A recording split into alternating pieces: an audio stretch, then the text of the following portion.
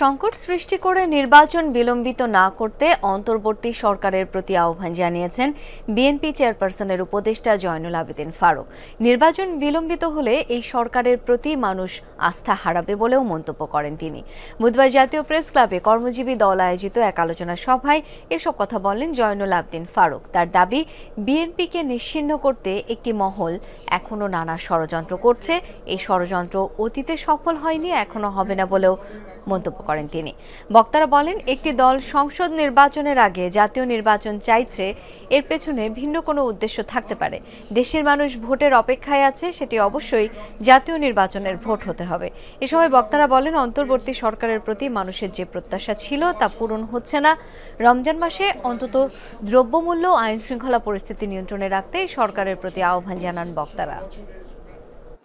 বাংলাদেশকে আর অস্থিতিশীল করার যে ষড়যন্ত্র চলছে তাকে রুখে দিতে হবে। তাকে আপনি পারেন রুখে দিতে, কারণ আপনার চারিপাশে আমরা হাজারো লোক আছি। দুই একজন যদি কুমন্ত্রণা দেয়, সংসদ নির্বাচনের আগে স্থানীয় সরকার নির্বাচন চায়, কেউ কেউ কিংস পার্টি করার কথা বলা হয়, আমি বলবো না, জনগণ বলা শুরু করেছে। আরে আপনার দলকে আমি আন্তরিক অভিনন্দন জানাই, আসুন।